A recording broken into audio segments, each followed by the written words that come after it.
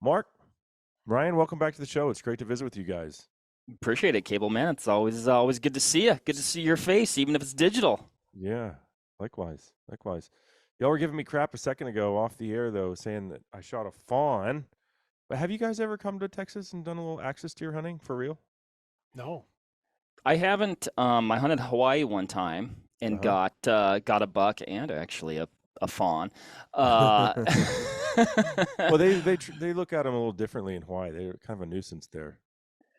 I mean, the landscape can only support so much, that's for sure. So, but boy, they are a great tasting critter, that's for sure. No, I was just giving you a hard time because I saw that you I had know. that hide I on the know. back of your seat there. Yeah, Actually, Ryan. I have one in my freezer that I need to get tanned. I still haven't done that yet. Oh, beautiful. Obviously. You can put it in the pile of your bear rugs. Yeah. I went over to Mark's house one time. He's got a taxidermy room. This was at his old place. And there's just a pile of giant whitetails and it was like when you go to the fabric store and you go to like pick out fabric to make like a blanket or something. Uh-huh. Every color phase of bear, seemingly. As per usual, Ryan exaggerates. I shot a handful of deer. I did have Every one of them was on the a ground. bear rug problem there for a little bit where like I shot my first bear, so I was like, which I took me a while to do. And shot it out west with my dad, and so like, well, I have to get that one rugged. I mean, here's the And solution to your problem.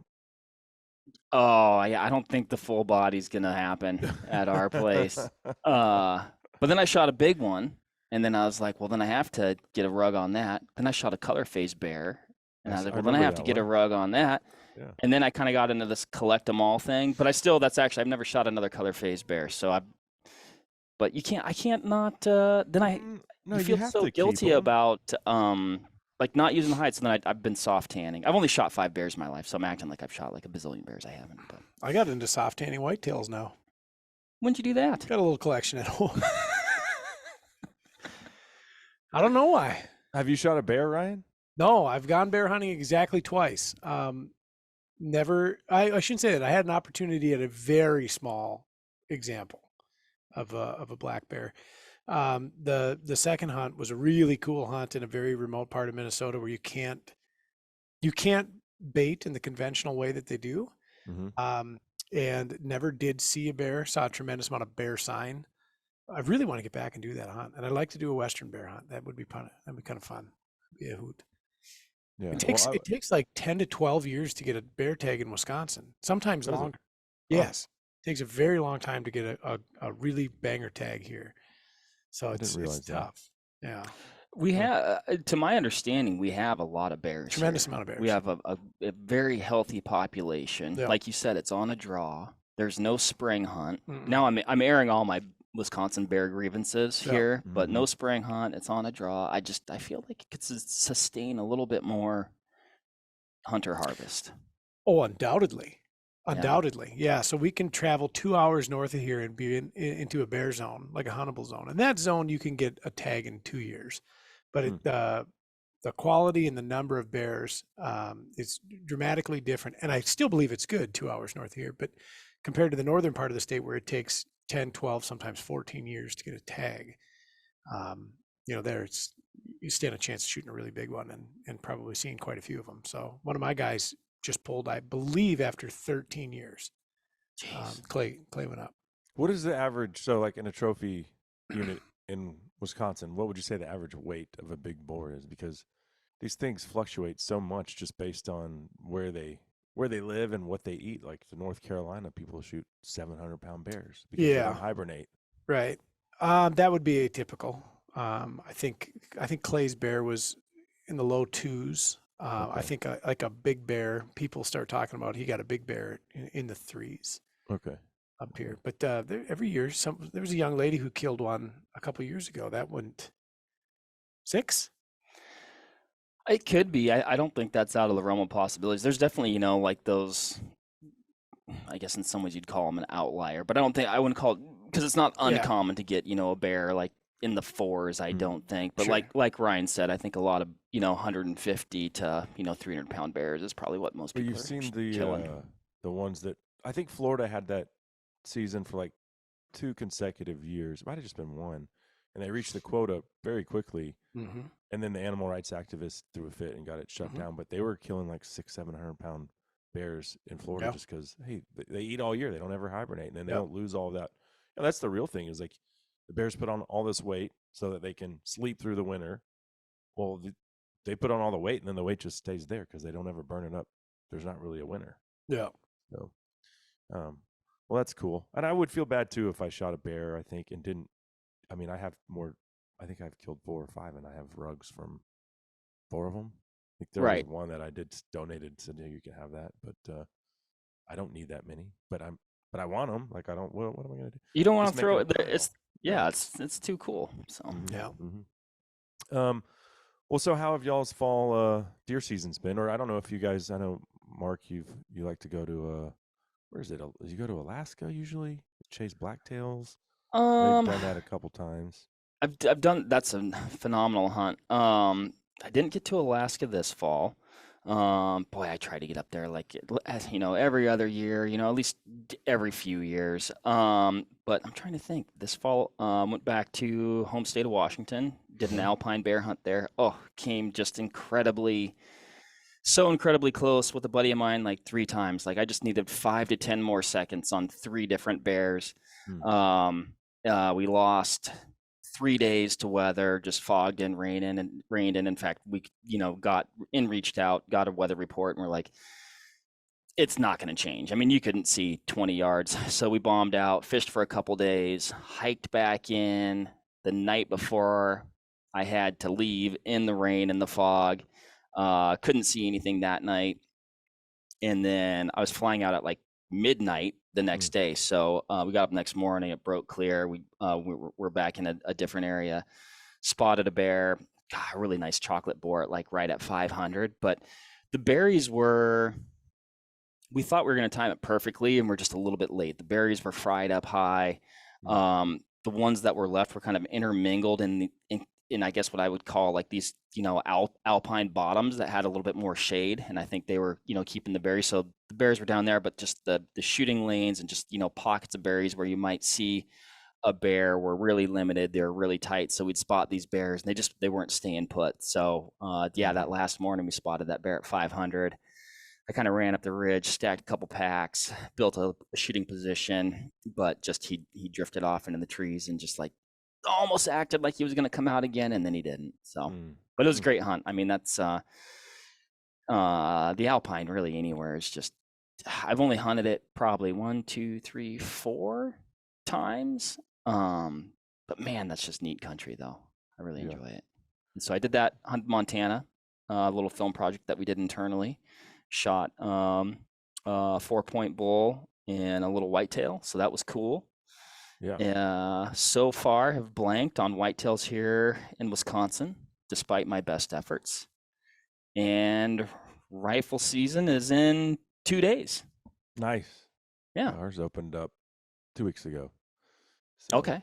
Slow beginning to this. Lots of fog, uncharacteristic for Texas, but a lot of Texas was encompassed in fog. I was talking to our whitetail deer program leader, and he was like, yeah, not a lot of movement and, bad visibility. So like you were talking about, you expect fog up hunting in the Alpine, not so much here. So yeah, not in Texas.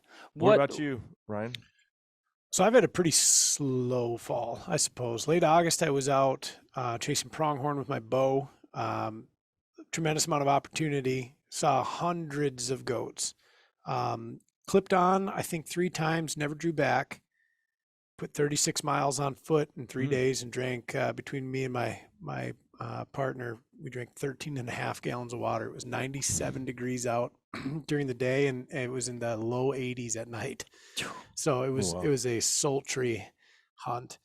Went to Wyoming then in October, killed my best pronghorn, coincidentally at archery distance, 58 yards. So and yeah, it would have been the greatest bow shot of all time. From where he was and how it all played out. And other than that, I didn't have any mule deer tags this fall. I didn't run back home to hunt deer. Their season shut down, would have been last week, Saturday or Sunday. That's when their rifle shuts down? Yeah. Yep. So, do you guys have center fire? No, not where I'm from. In the northern part of the state they do, but Okay. where I'm from, it's shotgun muzzleloader. But pistol. remind everyone where you're from. Central Minnesota. Right. Yeah, and so that eclipsed. I never got back to do that hunt, and I may go with the muzzleloader, which is later in the year, but we'll just see what happens. We're so busy here this time of year. With folks coming in trying to get set up for their hunts that it's kind of tricky to get away, I suppose. And yeah, showroom's been hopping, phone lines have been hopping. It's been fun, very stimulating. Amazing facility you guys have there. Yeah. God, I can't remember the name of the town. Why is Barneveld? Barneveld, that's right. Yeah. Yeah. How many calls you guys answer last week? Last week we answered 2,549 between the 11 of us, and actually we were short staffed the whole week because it was rut and everybody was out bow hunting. So I think our most staffed day was 8 out of 11, and so we pulled out 2,549 calls. I haven't called this season, but I mean, just to give people an idea of the customer service level, like I've been at the range before and been like, I'm doing something wrong. It's operator error. I can't figure it out. Sure. Just call headquarters. Someone answers the phone and they just walk you through it. Yeah. And, that you can't beat that as far as, the commitment to helping people get ready this time of year, especially because God knows we all procrastinate. It's like, oh, I got this hunt coming up in tomorrow. What I got, Yeah. No, this time of year we're running a lot of ballistic solutions and walking people through turret functionality and reticle functionality and all these things. And and there's a January 1 hits and then it's very quiet. And then spring turkey starts up again and we're back to doing the same thing. It's just red dots on shotguns at that point in time. So So what did you shoot the pronghorn with? Shot it with a 6.5 Creedmoor, 127 grain Barnes LRX. Like I said, whopping 58 yards. So nothing remarkable from a terminal performance study. I also brought a 308 out there, a nice little 16-inch Deka that I kind of hobbled together, and I was really hoping to shoot something with that because I had a 1-6 on there, and I thought that would make a good discussion piece to shoot a Western species with a short for caliber barreled rifle and with an unconventional optic, but I ended up it could never work. Right? No, I know I killed my pronghorn on the first day. So and that was a great trip. I've been going to that same place for this is my 13th year out there, I think. So and this was in Wyoming? Yep, Central Wyoming. So I think I have 5 pronghorn, maybe 6 pronghorn points in Wyoming. So I should be getting close to just like getting a pretty decent unit. Well, so yeah, I mean, statistically speaking, yes, you could probably pull a pretty great tag. However, they had a horrible winter this last winter, and I'm fortunate the place that where I hunt were pretty well sheltered from that. And they actually had a relatively mild winter. It was cold, but they didn't get pummeled with snow. And then they had a phenomenal spring. And we were hunting pronghorn in grass that was like chest to neck high, which is extremely atypical. Boy, that's crazy. It was wild. I mean, it was bizarre. And when you can see pronghorn moving, but all you can see is the tops of their horn.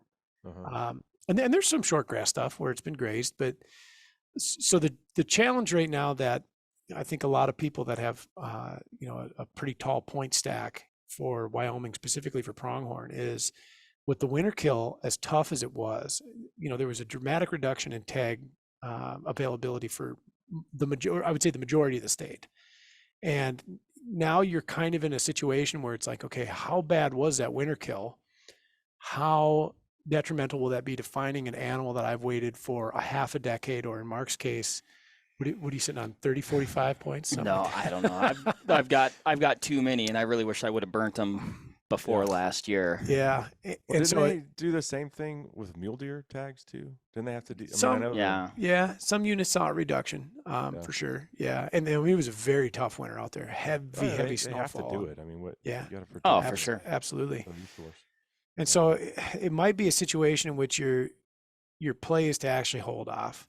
Usually you're going to see a pronghorn go from fawn to a pretty high caliber buck in about 3.5 years, 4 years. So maybe you sit on them a little bit longer, or you focus on a unit that gives you good opportunity. And I've got pronghorn points in Montana, Sure. Colorado too. So I'm not itching to do it, but considering that winter kill, I'll probably hold off. That's cool. tough. That's a tough spot. What I really wanted to discuss today, though, was I always check out the Cartridge Talks that you guys do. It's like area. What is it? You see that light flickering? I do, yeah. Oh yeah.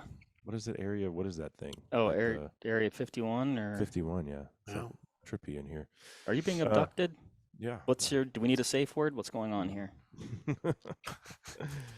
So anyway, what I wanted to talk about was the recent one on a couple of straight-walled cartridges, the 350 Legend and the 450 Bushmaster. I have a 350 Legend. I have some of the ammunition here. It's I think it is a 350 Legend, 165 grain, Hornady, right here. Yeah. I haven't actually ever shot an animal with it. Mhm. I haven't had to, I guess, because I think for me, like, there's a lot of states that have the straight wall cartridge rifle seasons that don't generally have a general gun season. Mhm. And we'll talk a little bit about that in a second. But first of all, which one of you represented which caliber? So I shot the 350 Legend. How did y'all decide? How do Somewhat you guys usually arbitrary. decide that? Do you pick, or do you draw straws, or just be like, How do we even get to decide, or do they just say you're shooting this one? I think there's a combination of that, but I think I was actually really curious about the 350 Sure. Legend, so I said I want to shoot that one. That could and be. you were probably indifferent and didn't care. That fits. Yeah. well, neither of these cartridges neither of them are very old. No. The 450 Bushmaster, I think, has been out since like 2009, and the 350 Legend, I don't know, Mark, do you know the history of the 350 Legend? Oh gosh, when we were really looking at them, I would have remembered that. But this thing came out what? Been like 4 years ago. Something like that. Well, yeah. actually, one of our engineers was lead on the project. Oh, really? Yeah, which is kind of Huh. cool. Just happened to work out that way. No, so that cartridge is very much in its infancy. I remember when the 450 came out, I was still selling guns Yeah. at that time, and Bushmaster was the first to market with it Mm-hmm. naturally, and they had a chambered course in ARs, and it was I would say it was a solution to a problem that didn't necessarily exist, at least for us in Minnesota. Mhm. Everybody who was hunting in the rifle zone using higher caliber center fires like 308 and 270 and 06 and that, and then of course you couldn't hunt deer with it in the slug zone because it was a center fire cartridge, and the straight wall thing really wasn't on scene, at least to my knowledge at that point in time. Like I said, that was the mid to latter part of the 2000s, and I remember it being marketed as a stellar pig round. And I Mhm. thought, well, sure, yeah, it'll absolutely be that. And they were encapsulating 4570 ballistics into an AR platform. And so I thought, okay, pigs and black bear, it'd be a fine option for that, but really lost a lot of steam, and almost just evaporated at that point. And then straight wall season started coming out, and that thing jumped back to the front of the line. And it was surprisingly even more so than say the 4570. And I think that's in part two reasons. You could put it in an AR, and a lot of folks had ARs, so all you had to do was buy an upper, and then you could get it in a Ruger American. And I think there, if it'll fit in a Ruger American, it's destined to do pretty good. So So then I just looked, the 350 Legend came out in 2019, so Sure. like Yep. you said, about 4 years. Yeah. Yep. And here we are. That's what I was doing as well. Kip was like, it's really bothering me that I don't know that date. So I was on my phone. So yeah. I concur. 2019.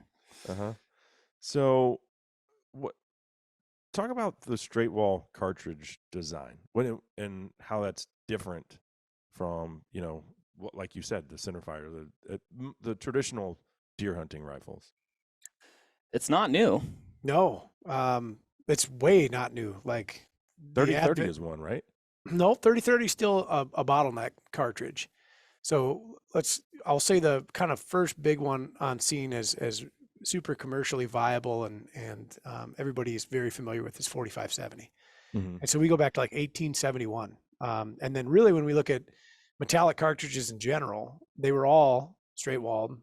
And then we started seeing bottlenecking in pistol cartridges. And then 3030 wasn't the first bottleneck cartridge, but it was one of the, I think, most resoundingly successful commercial bottleneck cartridge, and then also a smokeless cartridge. So it wasn't adhering to black powder for use. But so when we say straight walled, like you think of the So quintessential 4570 was the first one that people are going to be familiar with. Like yeah, I think so. Yeah. That's what I meant. Yeah. Yeah. And so 4570, 1871. So we go back a ways there, right?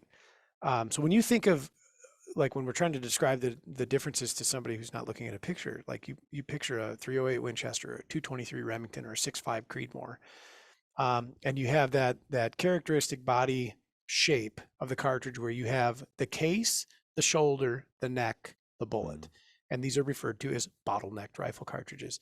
A straight wall, conversely, will have just the case that terminates into a bullet, and a couple of examples that would be really familiar and kind of front of center in mind would be like 4570, for instance, 44 Magnum, 357 Remington, things like that, right? You know what they look like? They just, to give like a really good description, they just look like pistol rounds. Yeah, like a just big way pistol bigger. round. Yes. Yep.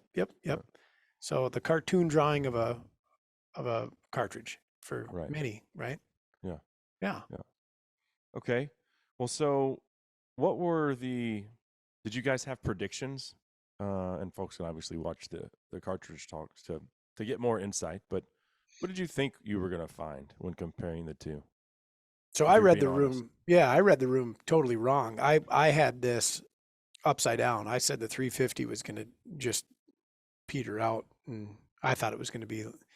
I don't know why I thought this, but it was reminiscent to me of a 30 carbine, which was a foolish assessment that I made.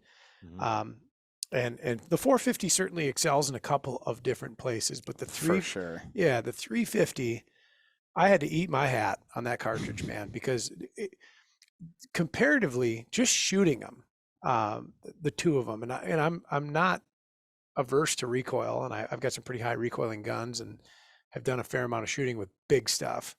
But if I can avoid it, I prefer it. And the 350 was just delightful to shoot. I mean, it was not dissimilar from a 223 in the gun that we were operating, which happened to be a Ruger American. I mean, it was very pleasant to fire, and it performed far above what I had expected, far above in shootability, in accuracy, the ability to just maintain a group, honestly. The terminal performance that we saw out of it was exceptional, with both the solid copper design and the cup and core design. The drop and drift characteristics of the 350 are improved over the 450. It's a flatter shooting cartridge. Neither of them are what I would consider a long range cartridge, but So where do they lose their lethality when you say when they peter out faster, right? Which is why we can use them in a lot of these situations where we don't have a general gun season, but we have black powder and slug season. So why not open up the straight walled? Yeah. I think if I was going to draw a line in the sand personally, I'd say between 200 and 250 yards. And did one of them outperform the other at that distance? The 350 will crawl a little bit further because it's a little bit faster, a little bit flatter, higher ballistic coefficient on the projectile, so it's less susceptible to wind drift. But I mean, understand those numbers are a two-dimensional representation of what's actually happening. When we start looking at what does it take to make a bullet expand and function, we've shed so much velocity at that point in time that we're starting to toe the line and hit the threshold of reasonable expectation of function out of the projectile. And so for me, if I was kitting up with one, I'd say it's a stellar 200-yard and in option, and then on an ideal scenario, perhaps pushing it a little bit further. Okay. And what grain bullet did you choose, Mark? So in the 350, they're 170s. So both the options here, one is a Hornady American Whitetail, it's a 170, and then the other is the Barnes Vortex, and that's a 170 grainer as well. Let me check my math on the box here, Ryan, but I think I'm correct on that. You are. You are, in fact. And there's no question. You look at that 450 Bushmaster. I mean, that thing is slinging an absolute pumpkin out there, right? I mean, that is a big chunk of metal. You're sending downrange or into that animal, and there's, I don't think you can argue that that's going to have a terminal effect. Yeah. But like you said, Ryan, I mean, the 350 Legend just seems to be optimized in so many ways. It's faster, it's flatter. 170 grains is nothing to turn your nose up at as far as, you know, a bullet weight. So did you guys see that huge deer that the young lady shot in Texas? The massive one. I think I probably saw it on your Instagram. Yeah. Well, I mean, Outdoor Life has shared a picture. I mean, it's been everywhere.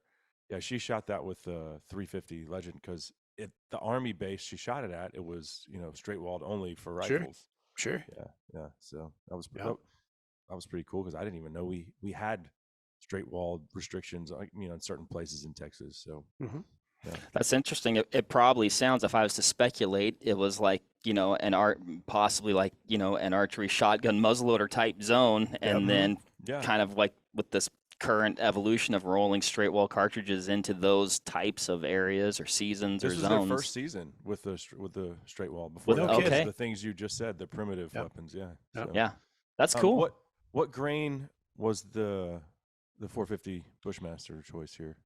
250 and 245 respectively. So the 250s, the Barnes Vortex, there again, solid copper design, and the 245s in the American whitetail.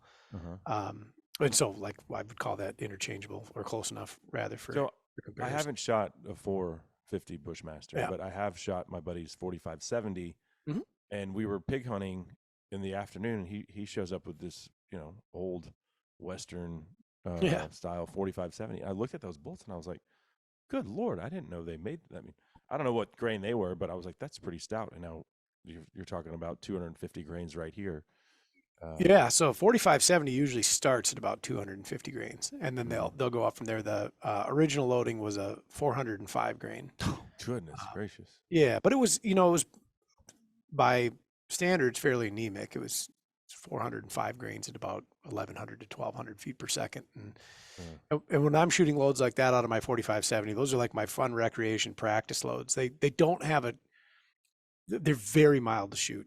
You know, my 110-pound girlfriend will get behind my 1885 high wall and she'll shoot those. And, you know, they're a hoot to shoot. But when you spice them up, and like this is spicy. I mean, they're moving along. They're 2,200 and change foot per second application with a 250 grain projectile. I mean, they mean business. In that little lightweight Ruger American, it's a handful.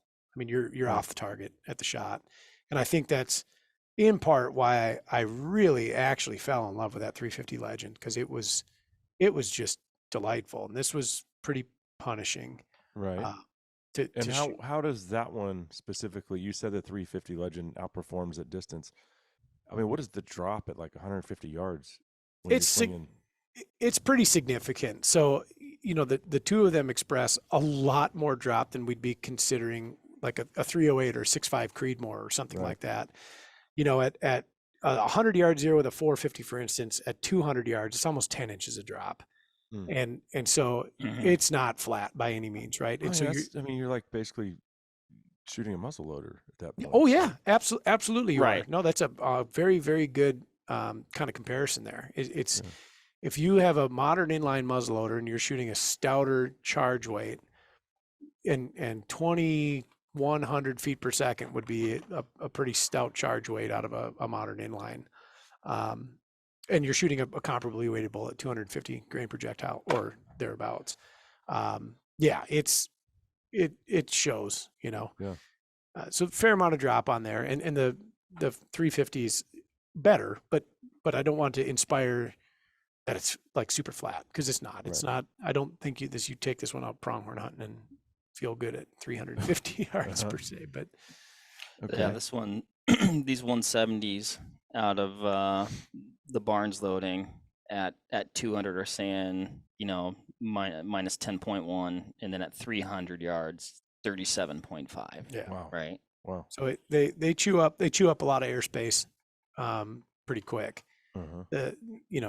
But when we look at what their intended use is, right? So as you hit on earlier, generally speaking, the states that are allowing these, or the regions, or the very specific game management units or zones that you're going to see these cartridges often utilized in, are places where they're trying to limit the range that these projectiles are going to travel. So where I'm from, the central part of Minnesota, there's a Interstate 94 effectively cuts a state in half at a 45-degree angle. Anything south of 94 is the quote slug zone, as they call it. And so we can shoot shotgun slugs, we can shoot a muzzleloader, we can shoot a handgun.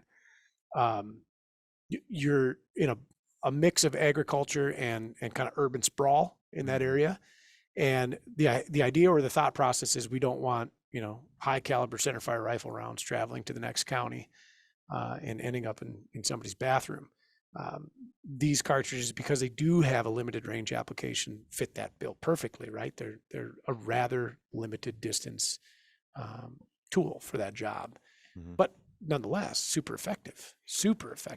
For sure. I think it's kind of interesting, Barnes and Hornady kind of list their numbers here a little bit differently from, the Barnes loading here out of the 350 Legend, has a 100-yard zero, and then, like I said, that minus 10.1 inch drop at 200.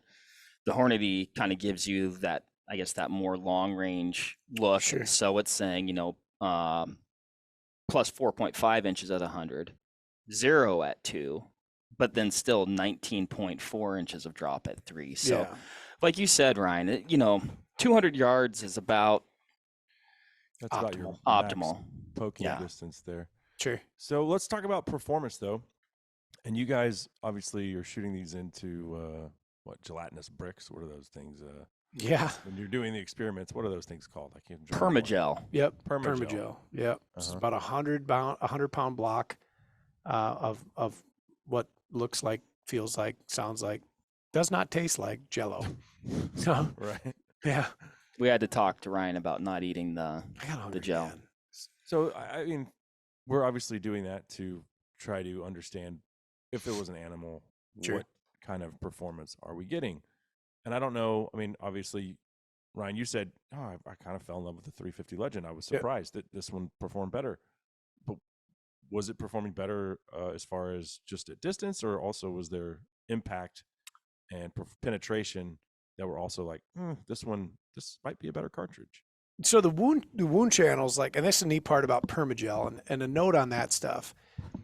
And we say this quite a bit. It's an imperfect medium, right? So understand a white-tailed deer or a mule deer or a pronghorn or an elk or a bear or whatever. They're not made of Permagel. No. Right. So you can take your finger and you can lean into it and push through Permagel, right? I can't push through mark, and we can't push through a deer. Hide is extremely elastic and actually quite tough, right? I mean, think about these animals living out of doors all year round, and they're facing the elements and, thorny stuff and barbed wire fences and stuff. They don't get all shredded up. Permagel doesn't have bones. No. And well, unless you put them in. And then you have varying tissue density. So if you've ever done a fairly scheduled necropsy on a critter, and you get into the different layers of muscle tissue and fascia and cartilage and linings and all this stuff, you encounter 50 different variances in density as you move through this animal. Permagel is consistent in and throughout. And so for I guess intents and purposes, what we're trying to do is keep something consistent so that when we fire into it, we get a decent example of what tissue would act like. As best that we can without taking this outside and putting it through things with heartbeats. Well, and although it's consistent and it gives us an apples to apples comparison. If you were to obviously shoot at an animal, no shot angle is exactly the same. The bullet's not going to encounter exactly the same things, and so although it's not the same look as what you might see, on an actual game animal, it gives you that consistency to do a fair comparison, or at least have some sort of solid data point. Yeah. In looking at the 350 specifically, I guess prior to firing rounds into the gelatin, my expectation was fairly anemic penetration, fairly anemic expansion, because it is a low velocity launch, and so thusly a lower velocity impact. I guess I kind of expected it to perform like pistol bullets do, which in general is pretty poor. But it's got, I mean, but it's still a big bullet, right? It is, yeah, but it's not blazing fast. I mean, it's not conventional center fire fast, and So this is so interesting too. Just the point that just because you're sending a bunch of grains downrange doesn't mean you're going to get a lot of performance, but a lot of payout. You could be shooting something that's half the weight yeah, and get way better performance. yeah, definitely. What I was met with was actually exceptional wound channel characteristics, and not dissimilar from what we saw out of higher velocity cartridges. And I think when I took a step back from the test and started looking at the cartridge as it had passed through the gel and as we had shot it quite a bit, I had to remind myself of a couple things that I was curiously absent-minded on. The cartridge, the bullet, was designed to operate within those parameters, and that's a very important note. So you could take a 35, like a 358 caliber centerfire rifle, and I'm going to pick on one. I'm going to say 35 Whelen, and I could put a handgun bullet in it, and I would have abysmal results. And then conversely, I could take the bullet designed for the 35 Whelen, and I could put it in the handgun and encounter abysmal results. The folks at Winchester and Barnes and Hornady and the other ammunition companies that are loading this ammunition obviously are very intelligent and capable engineers and ballisticians and things, and they're building the projectiles to function exactly as you would expect or hope to at the given velocity parameters that the cartridge will produce. And so what I saw was simply marvelous. Like it really did, I guess, step me back and say, hey, you shouldn't come to the table with preconceived notions based on, say, cartridge design. And part of it was when you hold a 350 Legend in your hand, it is in essence a straight walled 223 Remington. It's not, and I want to make that distinction very clear, but in essence it is. And so it doesn't inspire a lot of awe because it is a small cartridge. And when you hold one next to a 30 M1 carbine case, they're not terribly dissimilar. And so I guess I just didn't have high hopes, and that was foolish of me because it did perform very admirably. So much so that, if I was going to go hunt in Indiana, or if I was going to go hunt in Iowa, or if I was going to hunt in Michigan, or if Minnesota ever decides to allow an intelligent cartridge choice like straight walls into the slug zone, this would be at the forefront of where I pick a cartridge from. And I'm not discrediting the 450 Bushmaster either. As somebody who hunts fairly routinely with the 4570, I'm well aware of what a large frontal area, some decent velocity and mass brings to the table from a terminal standpoint. And they function fantastic. I mean, I've killed a mule deer, a pronghorn, and a whitetail with a 4570. Never killed a pig with one yet, but very dead, excruciatingly and exceptionally dead. And so I'm also a big fan of this cartridge as well. However, between the two, that is a tough call because 350, it really spoke to me just how delightful it was to shoot. I mean, that for me, it part of it comes down to that, or a big part of it. It's like I don't see it doing too much different. Right. I see myself getting a little bit more range out of it. I think it's going to kill a whitetail just fine, and it's more gentle to shoot. Yeah. I was more than impressed. I think that the fact that it is more gentle, I mean, that's going to increase accuracy, right? And it's definitely just like this inherent thing that we do. I did it the other day. I'll give you an example. On Saturday, I shot a beautiful 10-point buck. We were filming it for this TV show for Texas Trophy Hunters, and we went back and looked at the footage like right after I shot him because they were like, "You hit him back," and I was like, "I'm sitting in a deer blind. It wasn't a super difficult hunt, I was like, I'm pretty steady, guys, and I felt good about the shot." Well, he runs off, and they're like, "You hit him back." Well, I get the 300 Win Mag, and I'm shooting 180 grain Fiocchi bullet out of it, and I didn't have a rest the second time, and pulled the trigger and I felt myself flinch. Sure. I felt it. Like and I was like, you're going to see on video the second time. Like I didn't know, I no longer had a rest, and I was almost like, I'm about to get scoped right here. Sure. And I'm turning like this awkwardly in the blind now. Well, I didn't take the safety off on the second shot, so the gun didn't go off. But that's how I was like, whoa, you really just were expecting a thump and not having a rest. And I've shot free-handed before with it, but in the heat of the moment, after it had just thumped me when I shot it, but I was steady and ready for it. That's why when something beats you up, you can make a bad shot.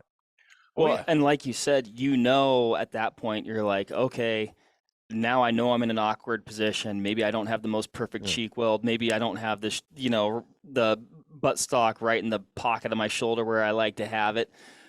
So it's more liable to maybe rock you in a little bit different fashion, and that goes through your mind, and it's hard. It can be hard to ignore that. Right? I'm a big boy, and I was almost afraid that I was about to get hit in the face with my scope, which was a Venom, by the way.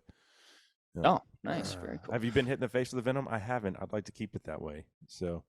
Yeah, I try not, but I got bit by my 300 Wisdom the other day, on kind of a similar thing, follow-up shot, a little bit more free recoil, and it got me a little bit.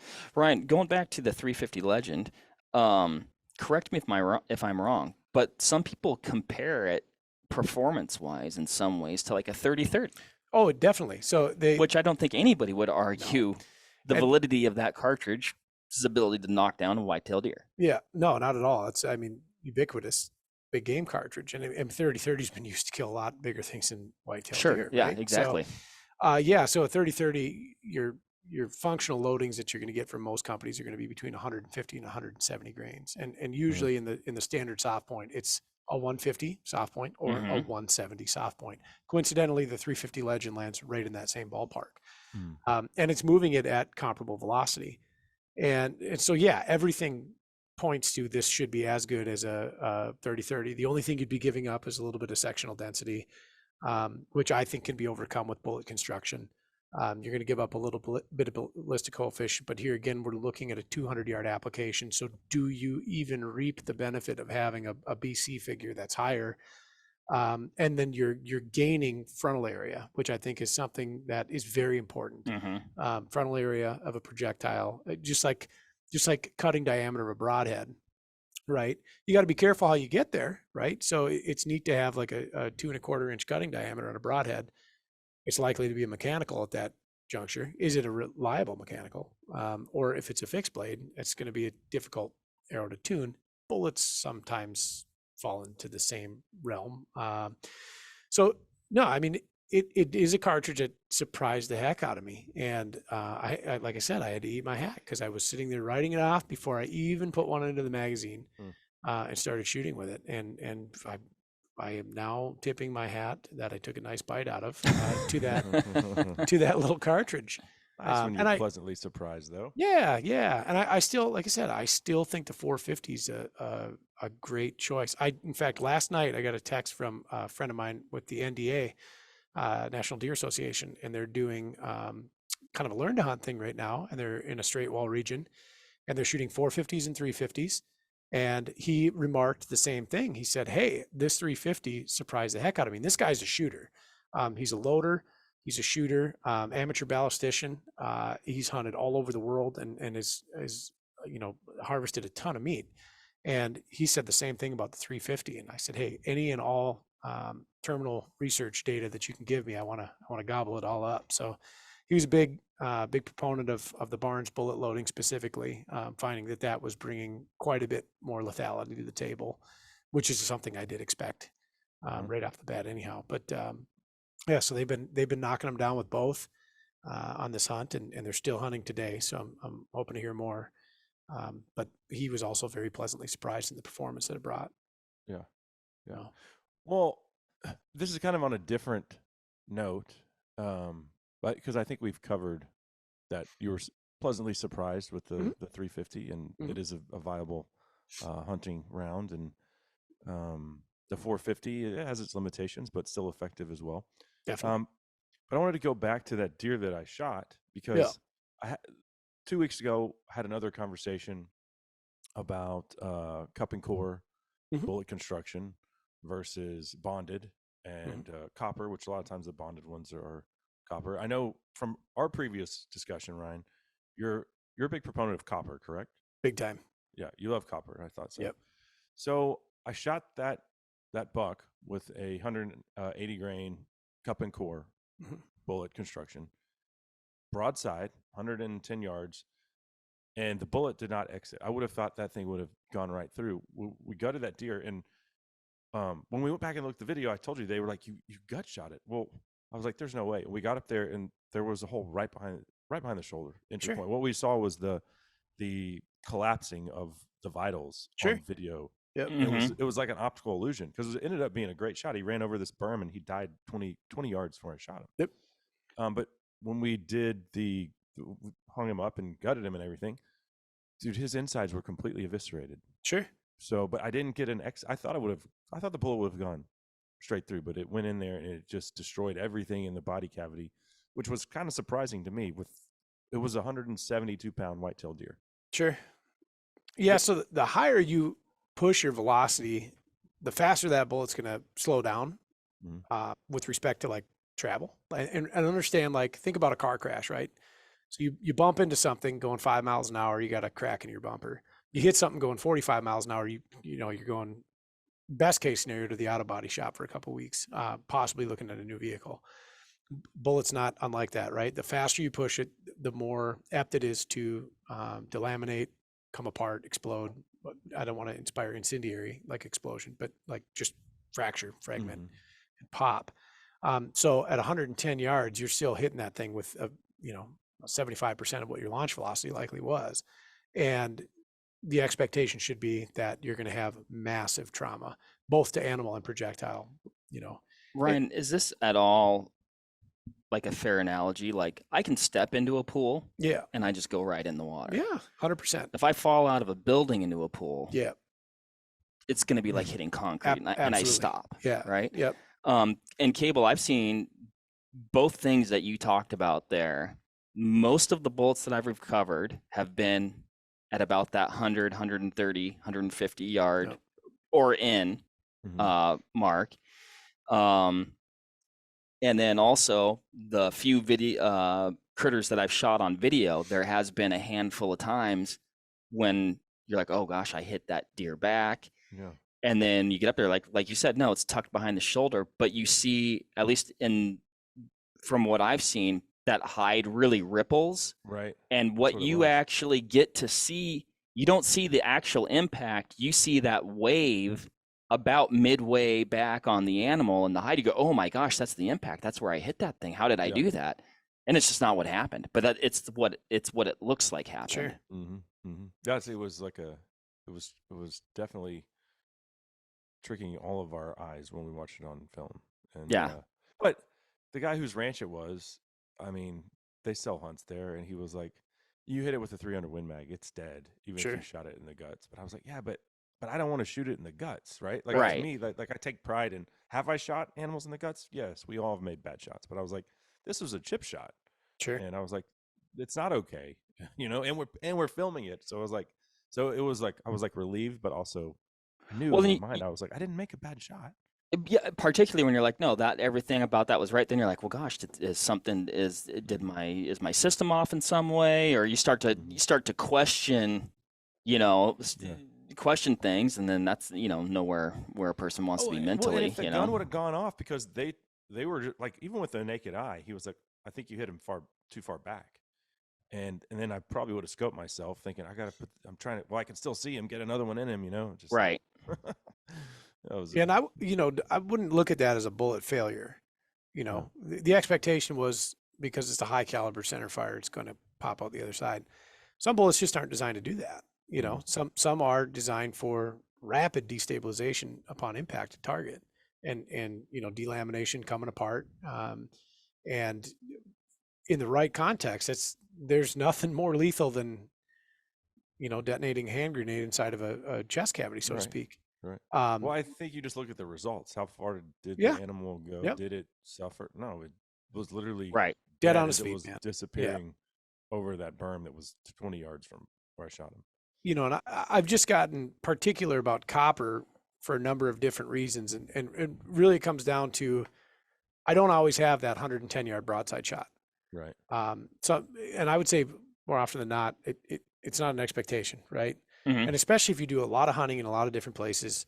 For me, predominantly the majority of my big game hunting is done in the West, where, you know, long spot and stock applications, or in the case of my wife, you know, pronghorn this year, 58 whole yards. But you don't always have that. And for me, like that's my trip for the year. That might be the critter that I see for the year.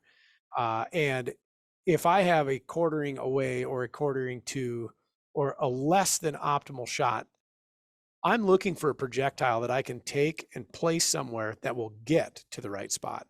And that's what's kind of fueled my interest and satisfaction and I guess a review for bullets like the Barnes design, because they are renowned and notorious for being able to do that. And to this day, I sit and I think about this probably more than I think about finances and what I'm going to have for lunch the next day. Is what projectile has been the most reliable for me. I'm becoming obsessed with terminal performance, out of any application, regardless of caliber. It doesn't really matter. And in audit, I come back time and again to the Barnes projectiles. What's really interesting for me is I hunt with a slew of people, and everybody's got kind of their own preference in projectile design. And so I'm fortunate that I get to do a lot of infield necropsies of various game animals. And I get to see what a given caliber with a given projectile design at a given weight, at a given distance, and a given shot angle, what kind of result that produces, assuming that shooter was on point that day. And I apply that to what I've observed personally from stuff that I've shot. And I'm still coming back to that copper projectile as my choice. Now, I'm spectacularly cognizant of its limitations, you know, in what they can do and what they can't do. And I think that's something that I'm seeing more and more these days is folks maybe not understanding that a bullet like a Barnes TTSX or an LRX is not a bullet that you might attempt a 700-yard shot at an elk with. Out of a rifle that's not in a Magnum class. It's not going to be putting that projectile on target at like 1,800 feet per second. That's not what they're designed to do, and you're likely to encounter, I guess, a bad experience if you're hitting that critter, that target, with a projectile like the Barnes outside of its operating window. Just as I would say to somebody who's shooting a bullet like the Hornady ELDX, and you know, in a state of dismay that they've got, you know, maybe 8 or 10 inches of penetration before they recover the back half of the bullet, on a small deer or pronghorn or something at 100 yards, and they're firing it out of a high caliber Magnum class cartridge. That bullet was designed to work very well at long distances with low velocity impacts. If we shorten that distance up that we're engaging that target, and we happen to hit structure like a shoulder blade or a rib cage or something like that, my expectation is not that that bullet maintains great uniformity, has 75% weight retention or better, passes through and exits out the other side of the animal. My expectation is that bullet's probably going to turn everything from the entrance to the midway point into, you know, pink mist on the inside. And at the end of the day, like, it's still a dead critter. Like, you recovered your animal very quickly after you shot it. You made an exceptional shot. I guess my expectation wouldn't be that bullet would perform like a Barnes, or would perform like a bullet like an interlock or an interbond or a you know, an Oswey AccuBond or something like that. Right. I think, you know, part of it's just knowing how your bullet is designed to operate, and then, you know, having the right expectations. Sure. And then at the end of the day, like you said, Ryan, if, you know, dead is dead. Yes. Like the end result is what's important. Exactly. Mark. But I do wonder what percent, and that's why, you know, we have subject matter experts on to discuss these things so we can learn, educate ourselves. I wonder what percent of just the average deer hunter really knows what his bullet's going to do when it goes into that animal. When what he thinks is a good shot, does he really know what the outcome is going to be? And I would say probably more than you would think don't know. I'd agree with that, you know, and it's an interesting thing since we started doing 6.5 Creedmoor. Here's some 6.5 Creedmoor on the shelf. It's $5 cheaper than that one, so boom, sold. You know? Yep. And that's nothing new. You know, Right. I think that's been the test of time. Hunting's expensive, right? It is, yeah. You know, that's the catch-22. Like, I think and I'm guilty of it. Like, but Yeah. as I get older and I gain experience and knowledge, I'm trying to focus more on what bullet for what application, Yeah. What expected distance. And my friend John McAdams, who I had on, like I was telling you a couple weeks ago, he's a huge fan of all of the Barnes copper stuff, just like you're saying. Like, and so I'm like, this is two guys whose opinions I respect. Maybe I should be looking at. I've never shot copper, so Sure. I'm intrigued by it though. You know, since we started doing Cartridge Talks specifically, and I think our podcast, we talk about a lot of stuff. It's actually, it's kind of funny. It's infrequent that we talk about optics, but since we started Cartridge Talks, I've gotten a lot of unsolicited but very welcomed feedback from listeners. And something that I find very interesting is I've heard from somebody who's used somebody's bullet, and you pick the bullet manufacturer, and I've gotten both ends of the spectrum here. I've gotten, this is in fact unquestionably the best bullet ever created, to I will never ever ever fire this, and I've heard it about every single bullet manufacturer. And so there's a lot of experiences that people have had out there, and trying to unpack what happened in this specific instance scenario, or time and place. You know, what was the shot? What was the condition of the animal? What was the angle? What was the distance, et cetera, et cetera. And it's a fascinating thing to have heard so much polarity out of us, the hunting consumer base, you know. Well, and there's so many variables at play yes. that when you're looking at each one of these scenarios, like you take one like one of these, I'll never use that again. It's like, well, what was the problem? Yeah, for me, that was a core lock, and I think I've walked back that stance. And I was very young in my hunting career and had a bad experience. I was like, I'm never doing that again, you know? Sure. But I don't think it was the bullet's fault. You know, I had shot an animal in the neck at pretty close range, and it's just zipped right through there. And I was probably just operator error. Maybe I didn't make the best shot. Sure. Maybe I didn't hit, because if I would have hit the bone, I probably just hit muscle, because we found it the next day and it was not dead, and I lost it. But what I was expecting was like this huge impact and, you know, blow a hole through his neck, and unrealistic expectations. Yeah. And that, I think, is exactly what it is. And where we were trained to think otherwise. I mean, I've the whole reason I got into metallic cartridge reloading is because I shot a white-tailed doe with the wrong bullet. I'm not going to say in the wrong caliber, but the wrong bullet for the caliber that I used in a place that I shouldn't have been shooting it. And it was a high shoulder shot. And it was a bullet that was designed for immediate expansion, for that proverbial grenade on the inside. I hit a scapular ridge, and that bullet, I got lucky, and a piece of jacket had gotten into the body cavity and collapsed along.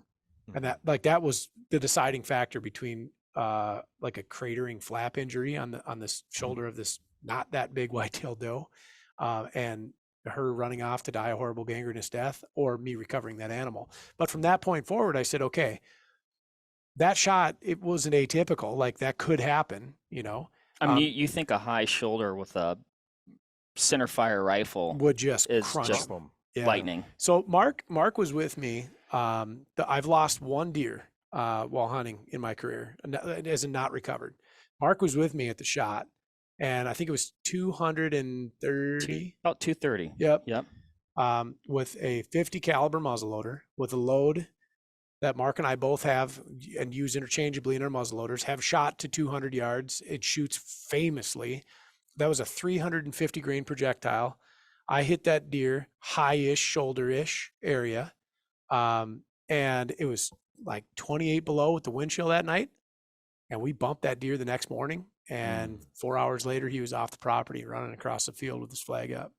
And you would have thought that you couldn't have had a better recipe for success. A 50 caliber, half-inch diameter piece of lead that weighed 350 grains, hitting him like a freight train, would have just completely ended it all. And I didn't sleep that night. So that, you know, expectations are one thing, reality is another. That bullet never even passed through that animal. I only had blood on one side, and he folded like a $5 tent at the shot, recovered, got up, and moved off. And we found him the next morning and bumped him and bumped him and bumped him and never saw him again. Well, it's not a matter of if, it's a matter of when. If you do Yep. it enough, you're going to Yep. lose something, and that's the ugly truth about what we love, right? Sure. But it is what it is. I would just encourage folks to, you know, as you progress in your hunting career, pay more attention Yeah. to what you're actually, you know, when you're looking through your scope. What am I really doing here? What Yeah. do I expect this outcome to be? Yeah. And you know, if you just go buy it off the shelf, we've all done it. We did it when we started out in this game. There's Yep. nothing wrong with that too. But if you can, you know, hunting's expensive, like I said, and leases are expensive, and tags are expensive, and tree stands. All of it adds up. So, Yeah. you know, if you're skimping on the thing that's actually killing the animal, that's probably not the right thing to try to save a buck on. So. Well, there's that, and even if you are doing some research, you know, you might fall into a bunch of, you know, information where it says, oh, this bullet is the best, and you can, you know, you're going to shoot a deer at 600-700 yards, no problem. It's phenomenal performance. Okay, and it might be, but you need to walk that back and go, that's great if I want to shoot that bullet. And I've shot bullets like that before, but it might not be the bullet that you want to hold on the point of the shoulder on a 1/4-2 shot. You might Right. want to wait for a different shot Yeah. when, you know, even at distance, or if that, you know, critter's, you know, 100-200 yards, or you're in the timber, it's like, well, wait, you know, just be cognizant of your bullet construction, velocity thresholds for expansion, like Ryan mentioned before. On the And- high end as well as the low end. On the high end right? and the low end, yeah. And a little study of anatomy goes a long ways. And that's where I mentioned it earlier, I'm getting kind of obsessed with terminal performance, is more the anatomy and physiology of the things that I'm chasing. Because truth be told, like, I hate killing things. It's a weird dichotomy to be in. I'm crazy about hunting. It's all I think about. It's why I have a job in this industry, just to kind of perpetuate the addiction, so to speak. But the understanding further anatomy, physiology, and how or why things die when we shoot them or when we stab them with arrows, that has paid me a lot of dividends. And you know, it doesn't take a whole heck of a lot to see some pretty good anatomical diagrams, or you know, where somebody's taken the time to take an animal apart layer by layer and start pointing out things that, you know, hip bone's connected to the leg bone kind of thing. Right. And you can learn a lot about what you're looking at through your scope. When they're covered with a monochromatic hide, you don't get to see a lot of feature. You don't get to see a lot of definition of the animal and where that bullet might be going. We have a preconceived notion, right? But you know, you think about the thoracic cavity of a whitetail, it's big. You know, it's probably 24 inches from front to back, and it's probably 16, 18 inches tall. Yes, somewhere in there is somewhere good to go, but maybe somewhere in there is an even better place to go, and somewhere else might leave you tracking into the late evening. So inches matter in that game. That comes You know, they back say to the 6.5 shooters are the best trackers. and you know what's interesting? I was waiting for it when you said you shot that deer or that antelope with a 6.5. I was like, oh, here comes Cable, Yeah. and it's just been simmering. It's been simmering this entire time. Here's what I'll say about that. I think that there's a cartridge that has changed the American shooting landscape, and I think is responsible for getting more people behind a gun in the past decade, is the 6.5 Creedmoor. I'd argue the only thing that would contend with it is 22 long rifle, because it's such an accessible cartridge. It's such a fun cartridge to shoot, and it's so spectacularly versatile. With that, though, comes an unhinging of expectation and reality. Because like you said earlier, Cable, you go to the gun shop, you pick up a whiz-bang 6.5 Creedmoor, and conveniently for us, the American consumer, they range in price from $299 to $2,999, and you're probably getting a pretty darn good gun anywhere in that pocket. You go over to the wall, and it's just ammunition, and a dizzying amount of ammunition. And a lot of that stuff is marketed towards the long-range target community, because that's where that cartridge cut its teeth. That was its design implementation, right? Was long-range target. And they're not necessarily appropriate bullets for hunting and killing.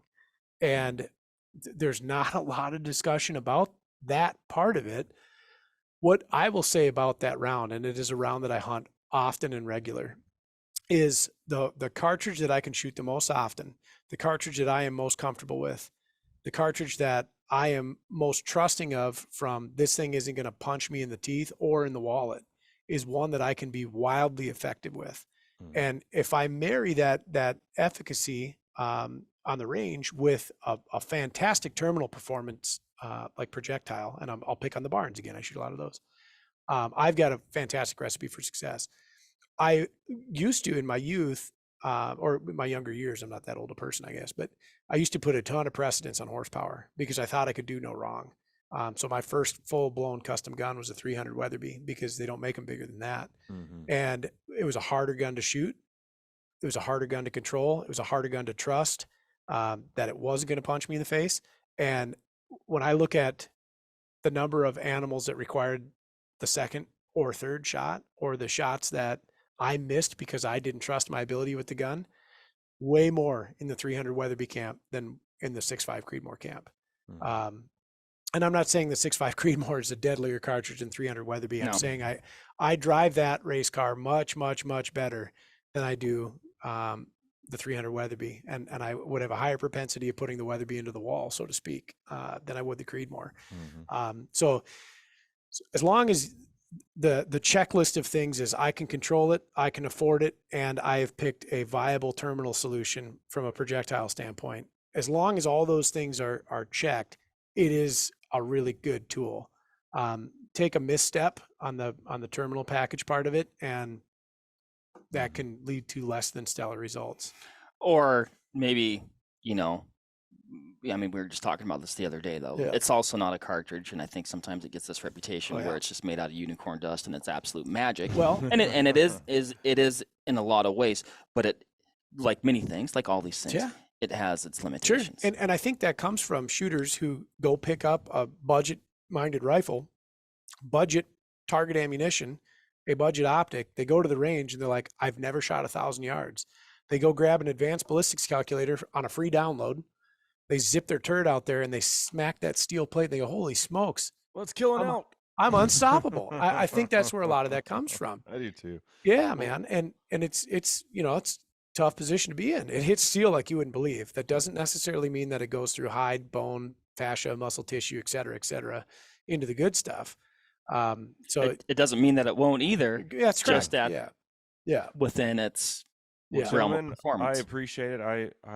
We could talk about this all day. Yeah, it's true. We will again soon, but I've got 2 little girls that are ready to go to soccer practice, and they're like getting antsy. They're like, Dad, we gotta go. Mom said we don't want by 4:30. It's so anyway. They don't want to talk about cartridges, no? No, like one of them, I think she's gonna shoot a deer this year, and the other one wants to be there to watch it. But sure, they're 8, so that's awesome. Yeah. But I appreciate it immensely, as always. I encourage folks to check out Cartridge Talks, of course, the Vortex Nation podcast as well. And always great touching base with you. I hope that you both have a great rest of the fall hunting season. You bet. Awesome. Appreciate it, Cable. Always fun. Thanks, man. All right, gentlemen.